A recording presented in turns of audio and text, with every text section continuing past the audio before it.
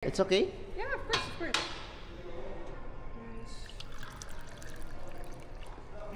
Yeah.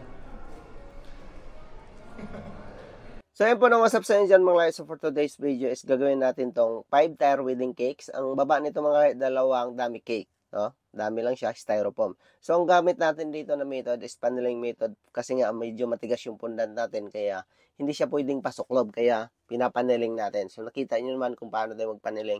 So unahin muna natin sa taas tapos sa gilid.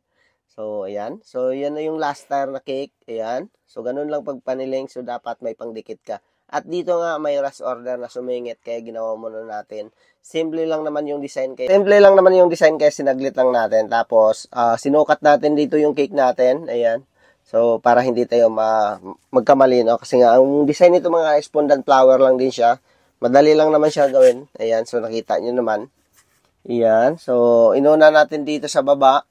Dinesignan kasi nga ito sa baba pwede mo siyang hindi pasok sa chiller kasi nga malaki yung board masyado kaya hindi siya kasya sa freezer natin. Kaya ang ginawa namin dito is dinecorate muna natin yung sa baba. Tapos pag dating na sasakyan is tuloy-tuloy na namin para diretsong alis na sa cake, no?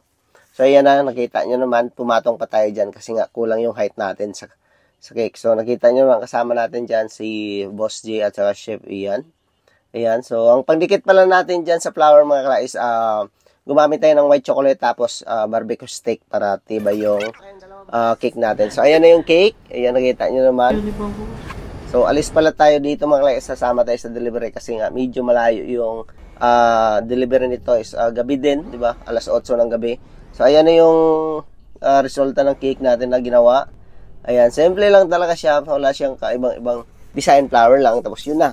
Kaya kung ikaw naghahanap ng wedding cake or mga ibang customized cake, alam mo na kung saan ka order dito sa Dubai, United Arab Emirates, dito lang sa Jezidel Cakes, located Al Karama, Wasal Parts Building, shop number 12. So yun lang, no? Ayan, nakita nyo ng mga kalahi yung cake natin. Natin sa sasakyan kasi nga i-deliver na natin. So sasama pala tayo dito kasi nga delikado din kasi. So yun. Samahan mo siya, di ba? So mag-deliver muna tayo mga kalahi cake. Mag-deliver muna tayo.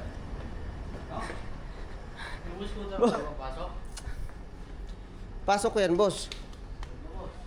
So ngayon mga kalahi, mag-deliver muna tayo sa wedding cake. Yan. So kasama na naman natin si PJ, si Boss PJ. Boss! Ano, boss? Tara, boss. Ganun pa rin ang setup natin, boss. Maghanap-hanap ng mga location, boss. Let's go. Deliver. Here.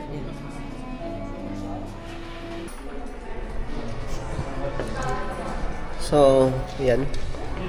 Pauwi na tayo. Ay, hindi mo lang tayo nakapag-picture sa cake kasi nga diniretso doon sa freezer.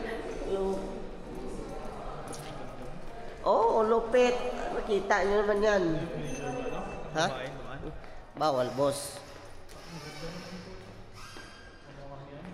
Palupit, oh. Lupit, boss. The Healthy Club. The Healthy Club.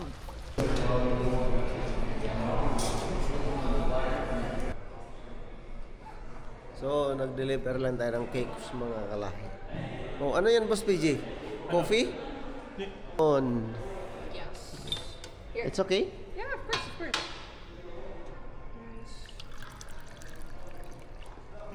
Yeah. Enjoy. Thank you. Vlog called? Yeah, which one? What's your vlog called? Kalahi vlog. Hi. Kalahi. Hi, Kalahi. Kalahikan? Kalahi. Hi, Kalahikan. Yeah.